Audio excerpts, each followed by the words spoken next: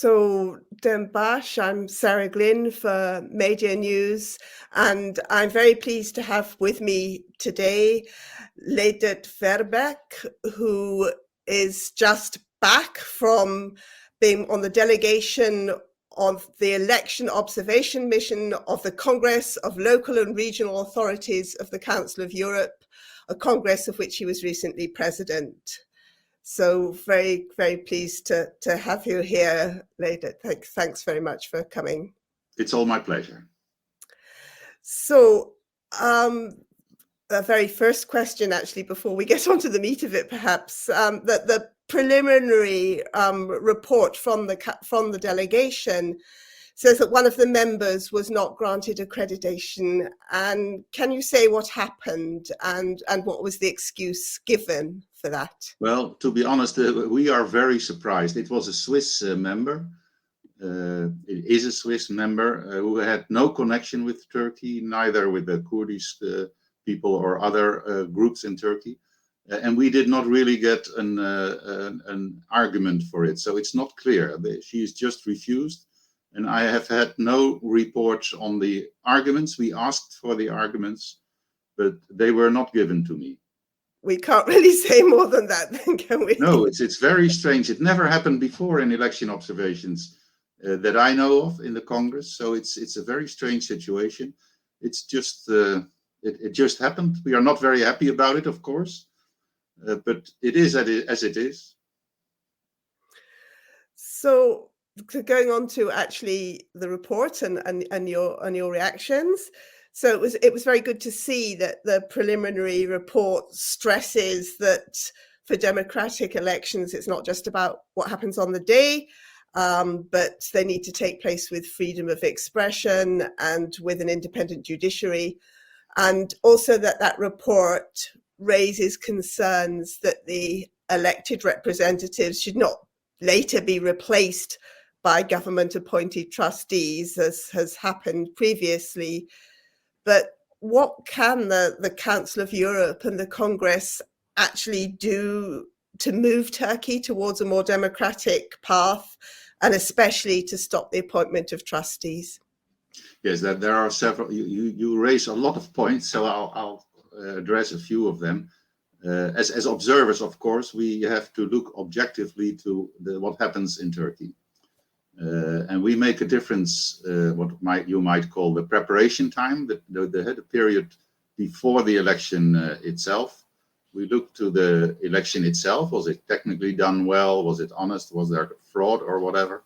And we will also look what happens after the election, the period.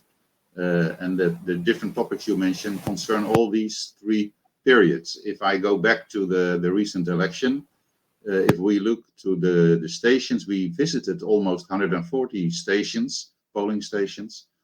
Then in the main line, we conclude that the day itself functioned rather well. The teams were well trained.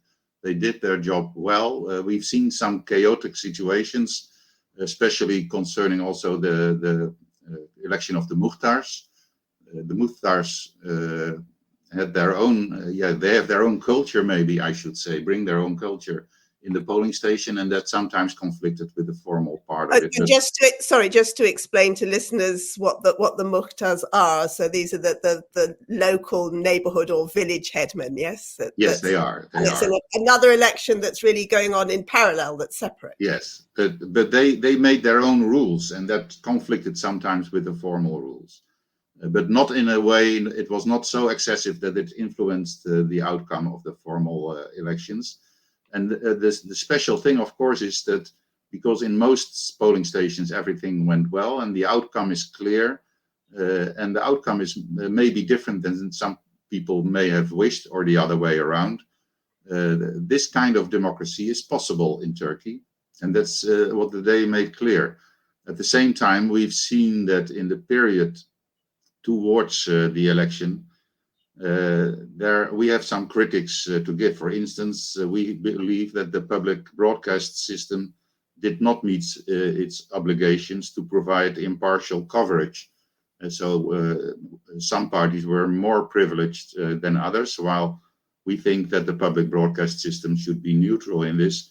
And there are many examples like these. So the equality between the different parties fighting for their position was not really guaranteed, and that made it difficult, even though the outcome shows that the ones who were privileged were not always it was not always to their advantage. But as a Council of Europe, we look very critical to that kind of thing. Also, the topics you mentioned, that elected persons sometimes quite soon get put in prison and replaced by trustees who were not chosen.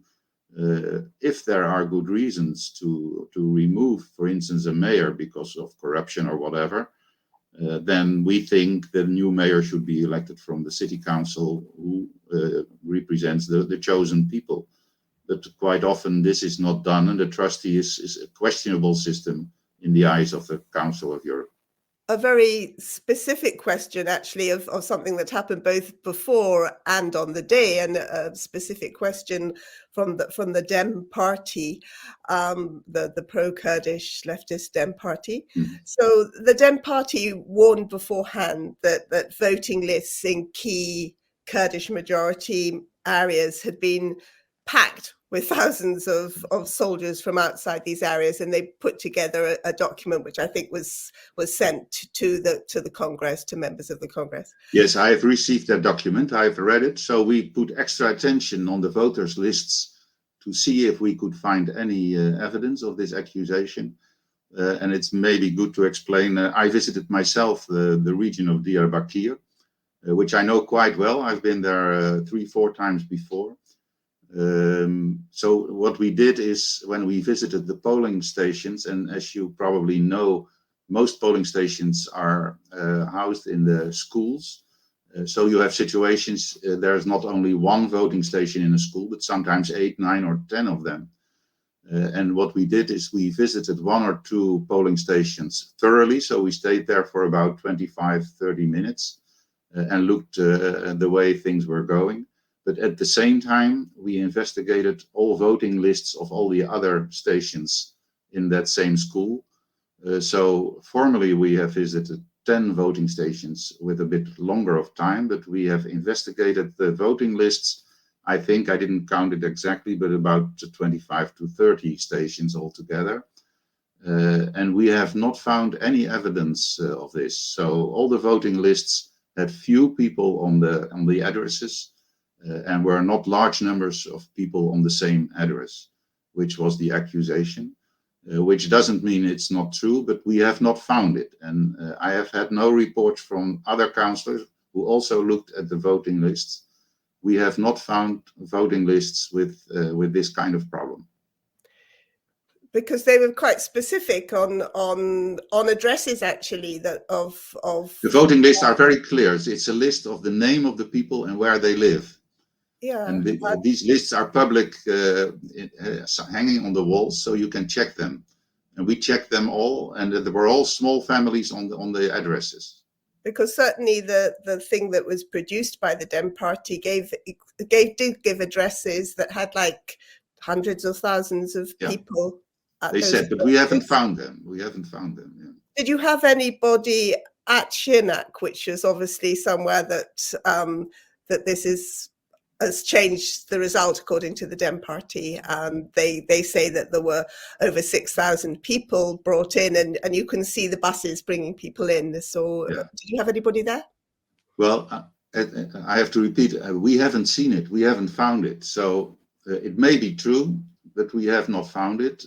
And if you look to the outcome of the elections, I have not the idea that it reversed the outcome in the cities. So if you look to the outcome in terms of where the Dem Party, for instance, has won, you look to the chart of Eastern Turkey, then all these communities are voted by majorities by the Dem Party. So they were not damaged as far as I can see it at the moment. But once again, I do not have the information that this was done. Yeah.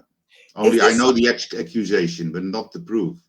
Is this something that you will look at further? I mean, I mentioned Siernak because that is somewhere that people believe was did Well, refer what to we as well. do, as I said, we do not only look to the period before the elections and the elections itself, we also look to the period after the elections.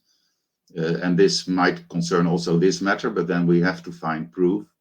But we will also look if the elected persons are in reality also installed into their positions. Those who are elected mayor should become mayor and not mayor of a prison. So we'll have to see. And that, of course, was something that happened immediately after the last elections, that We've some were. seen this happening before. I visited myself mayors in prison, in Diyarbakir also, in the recent years. So we know this happened. I also talked to the trustee at that time in Diyarbakir, and we know how it functions. And this has not much to do with democracy, I believe. No. Because it's not just the trustee, is it? It's the council as well. Yeah. Yeah.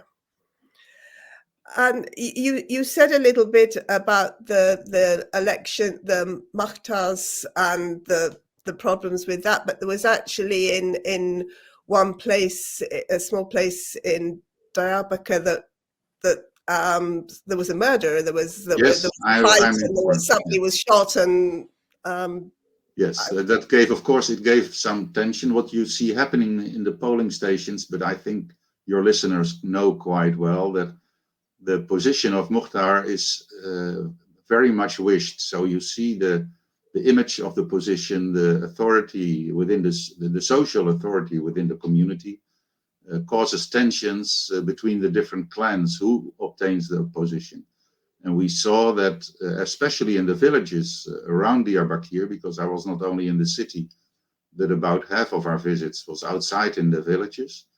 And I got strongly the impression, although I'm not sure, but I got strongly the impression most people came for the election of the Mukhtar and not so much for the other elections. Many people spoke about it like that too, but again, the election of the Mukhtars is not really regulated.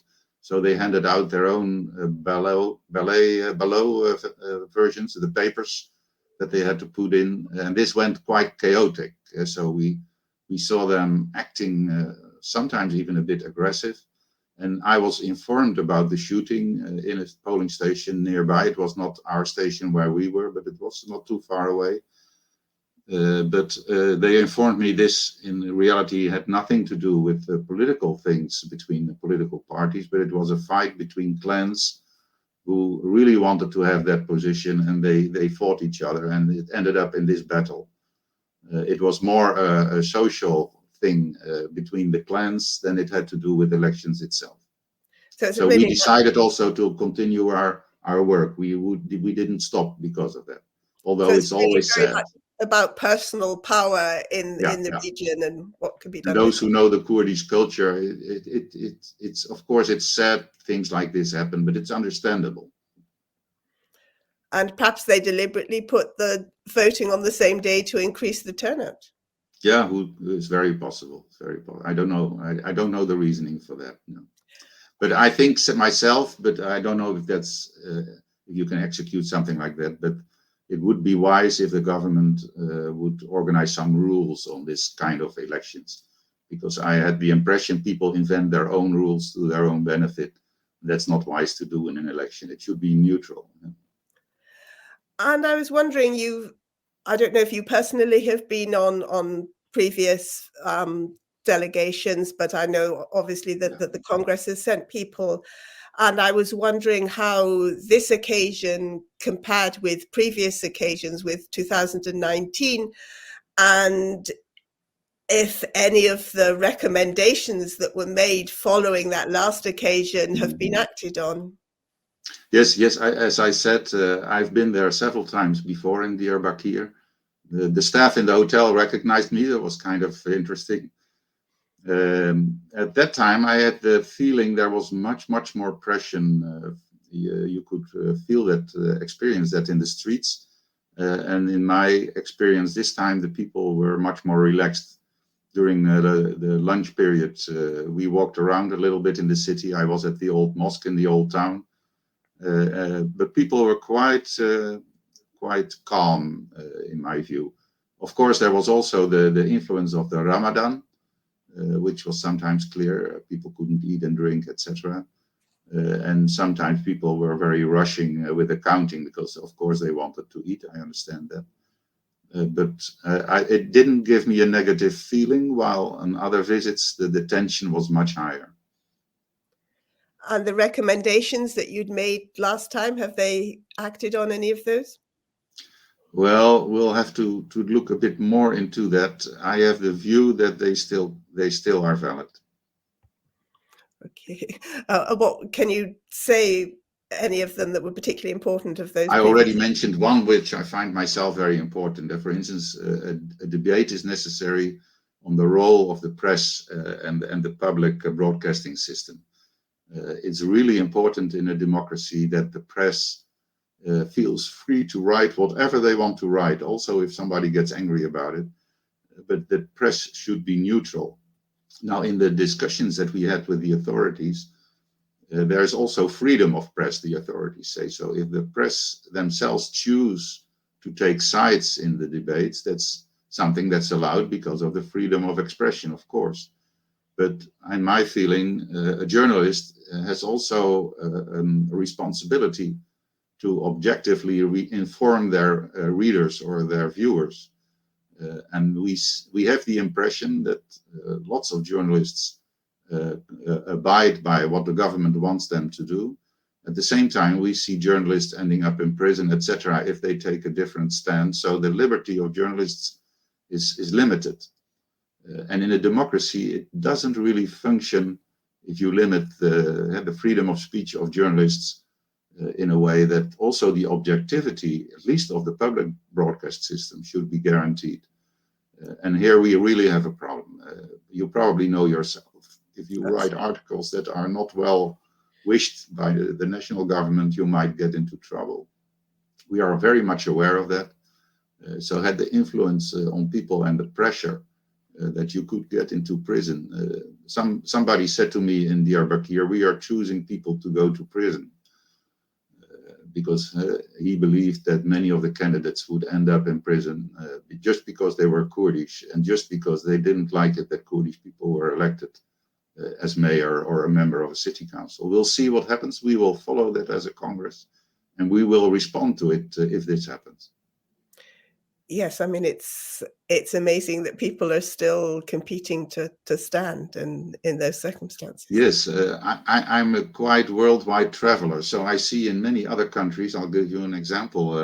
In April, I will go to Guatemala, and there you see similar things, that people who are so much concerned about their own culture, their own language, etc., and they are willing to stand in places that are dangerous. Dangerous in terms of being shot or dangerous in terms of going to prison. There are many people who have the courage and the responsibility to do that. And that this is also the case in Turkey. So I wonder, is there anything else that you feel that's important that you've noticed that you'd like to add? Yes, well, in the positive way, because not all is bad that we're talking about. I was myself happily surprised that democracy in Turkey worked in this way, that you can see a change in the balance between political parties, like happened in this outcome. If you asked me before, I had my doubts if this was possible in Turkey. And the democracy has done its job. This is how democracy should work. If people are not satisfied, then they choose the parties that they believe may be better to do things. And at the same time, the party who is responsible gets challenged by this. Erdogan spoke about this himself. He is challenged by his own population to have a different way of ruling the country. Because the majority now, because it was a majority that did not vote for his party, gave him a signal, you better improve, otherwise we are in trouble. This is how democracy should work. If you're not satisfied, you go to another party. And you cannot do this by small numbers, but if you do this by large numbers, then there is a debate will be going on in Turkey, how to do the next coming of the next years, what to do. Each party will evaluate thoroughly what happened here. And that's what democracy is about. It's not a wrong thing, it's a good thing. That's how it should work. So let's see if Turkey is capable of dealing with these kind of changes. I'm very interested in that. So we will follow this as a Congress thoroughly. So just to return, because obviously I'm working for a Kurdish paper, and there's been so much concern about what people see as stolen votes, and I was wondering what sort of evidence that you would need to see to take that on board. What would you be asking for from them? The best evidence would have been that we found voters lists that proved that this was true, and we haven't found them. So that's a problem in itself. But you must be sure that we, as a Congress, we do have our papers, our charters, for instance, also on human rights. So the right for the Kurdish people to have their own language, the right to have your own culture, the right to rule your own cities if you have the majority in the city council, are very basic rights of the Kurdish people. And you will always find also the Congress behind you if it concerns these kind of rights, democratic rights and human rights. At the same time, we have a debate with the Turkish people because they use the word terrorism quite easily. So we have a difference of opinion about what terrorism really is. And the word terrorism in Turkey means something else than it does in Europe. So we have a much smaller definition of terrorism. Well, these are things that will be debated with the Turkish authorities too. It has been debated. I debated myself with the different ministers on these matters. So we'll see how the developments will go. I hope for Turkey because I like your country. It's a beautiful country. And the people are beautiful if you speak to them individual. So you need a better future than you have now. Thank you very much. Thank you, Leendart. Thank you for speaking with us today. It's all my pleasure.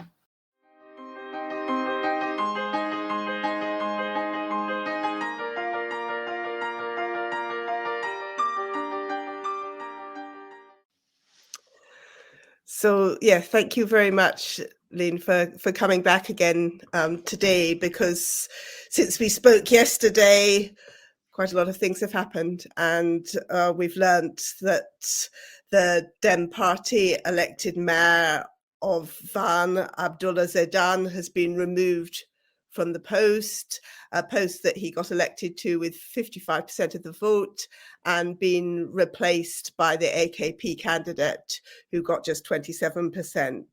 So I was wondering, how was your delegation informed about this, and what are you doing about it?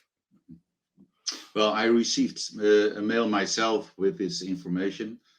We did not yet discuss this in the delegation because we did not yet have a meeting about it. So in this matter, I'm not speaking on behalf of the delegation, but I'll be speaking on my own. But this is not unexpected, not so much the person itself, but before the elections and also in previous elections, we've seen activities like these. Personally, I believe it won't be the only one. We'll see probably more of it. And we will spend some time also in investigating what happens with the result of the elections, because this is a matter that is related to the question whether the elections are accepted or not. Formally, Erdogan has spoken out in public that he accepts the outcome of the election, but these are activities that give the indication that at some regions or cities the outcome is not accepted. Now, I do not know the formal reasons of this decision and who made the decision exactly. That's not clear to me, but I expect we'll see more cases in the coming time. And this will also be dealt with, as far as I'm concerned, in our report on the election observation. So were you officially told about it as a delegate? I mean, No, I did not get official information. It was done through people I know in Strasbourg that informed me. And I have sent through this information to the Secretariat so they can put it in the dossier on the report. And this isn't the only thing that's occurred to challenge the Dem Party since the elections, though obviously it's the biggest one. So We've seen in Urfa Hilvan that when the AKP objected, they said they'll rehold the election in June. And at the same time, there's been a lot of violence against the protests. So in Hakkari, we've actually seen protesters facing people with live ammunition. I mean, the people they're facing have got live ammunition, not the protesters. So how do you, as a delegation, keep a tab on everything that's happening? Well, as soon as we get the rumors, then we have our own networks to get information. Often this is done through ambassadors. Also, the Turkish ambassador will probably be questioned about what's going on. And we will receive the different kinds of reports on this, so we can judge the matter. Of course, we have no formal authority to intervene in matters like these. But if we have to write down the results of our observation mission, then part of the report will also be about if the outcome of the election will be executed. And this is an example where it's not being executed. And as I said before, this is not new. We've seen in the past years several decisions that mayors were replaced by trustees or other forms of replacement. And this has been questioned by the Council of Europe a lot, and I imagine that this will be questioned again also in the coming meetings. So this would be I mean, you presumably also will receive things from different parties as well, their comments on what's happening. Yes, and Turkey must realize that these reports are put on the agenda in 46 member states. So 46 countries that are united in the Council of Europe will talk about this matter, will talk about these things that occur in Turkey, and will talk about how Turkey interprets democracy in their country. And I just wanted to return actually to just to clarify something from yesterday's discussion. So just if you could clarify a little more the way your observation works actually on the ground. So do you choose which places to go to, or does the authorities choose which places to go? No, there's no question about that. So the delegation splits up. We had a large delegation, about 20 people, elected politicians from these 46 member states. They split up in teams of 2. The teams have an interpreter and a driver, and they are completely free and nobody can stop them. They have the authority to choose to go to which station they will visit or not. So there is no question about it. Nobody makes suggestions. In my case, in Diyarbakir, nobody suggested me which stations I should visit or not.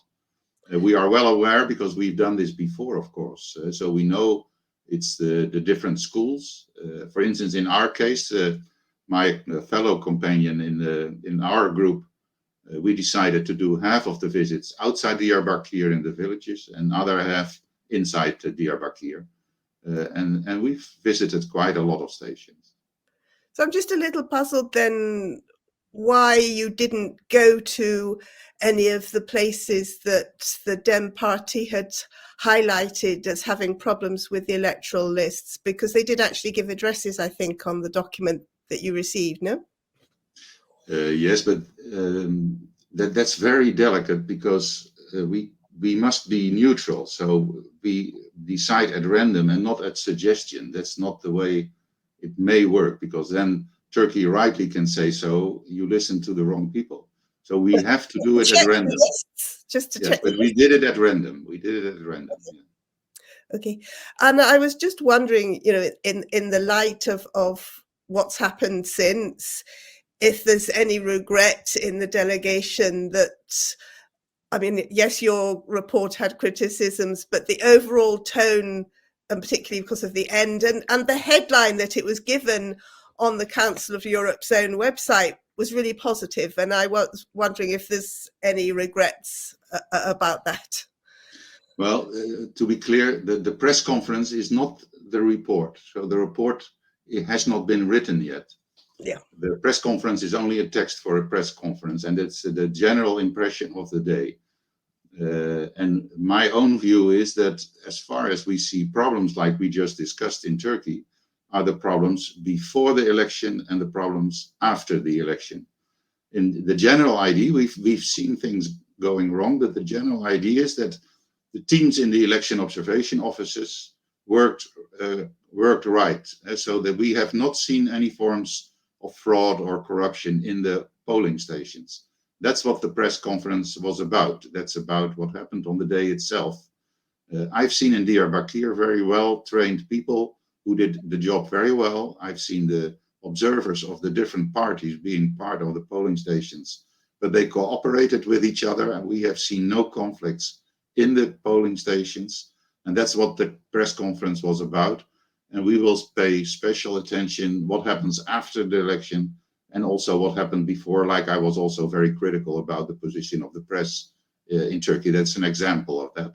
So you'll have to wait a while before the report is there. The report will be much broader and wider than the press conference. But there is scope, I suppose, for the report also to include more about the day, if you were to get more information, more about, well, the Yes. voters, for example. Yes. But yeah. Yes, in the workings, we fill in a form of each visit. So there's a huge pile of forms, about 140 or 150 stations were visited. So the Secretariat is now analyzing these forms, and that will be the base of the report, what the findings were of the observers. Well, we look forward to seeing, what the final report is. Can you just outline first, just as a final thing, what the process is now for your delegation? Well, we have a monitoring commission planned in June. Then the draft report will be dealt with. The monitoring commission, does that go to Turkey or? No, the monitoring commission is part of the Council of Europe. Okay. So the monitoring committee executes the election observation and also executes the monitoring activities. There will soon be an extra fact-finding mission to Turkey also, so that will be added to this process. But in the monitoring committee of June, there will be a draft report debated. And when it passes the committee, it will be a formal decision-making in the Congress of October. And after the final decision-making in October, the report will be sent to all governments of the member states and will be dealt with in the Committee of Ministers. Okay. And do you see, just as a final, well, unless there's anything else that you yourself would like to add, but I was just wondering if you saw, obviously what's happening in Van is very similar to what happened last year, last time, but maybe reactions are different. Do you see differences this time around? No, well, like I said yesterday, I see one positive point, that if you look to the result of the voting, there still is a mechanism possible in Turkey where the people change their opinion and vote as they have voted. And this is a positive side of the election. We are very curious if the response of the government and the response of the regional governors maybe will change in the coming time, or will it be the same as we've seen the last 4 years? If it's the same and they start a struggle for power, and then we have our own ideas how to look at the way Turkey organizes its country, and there will be debates also in the Parliamentary Assembly, and in our Congress about how to deal with this, because Turkey has to answer, since they signed the Charter of Local Democracy, and that gives obligations. So there will be tension there in the debates. And we will do anything we can to at least publicize what happens and put pressure on this dossier. Do you think that reaction from the opposition or from out with Turkey is different this time? Or perhaps it's too early to say? Yeah, it's too early to say. Although I'm curious what will happen. You might think this brings some changes. Of course, when I speak in a neutral way, all political parties will evaluate this outcome. And all political parties, including the AKP, will think about what to do with it. How do we deal with it? What did we do wrong? Why did we win votes and why did we lose votes? And this usually brings a different attitude. if the decision is that the attitude will not be changed, then yeah, there will be a reaction in the next elections, I imagine. Thank you very much, and thank you especially for coming back today, and we'll keep watching what's happening. Thank you. Thank you very much.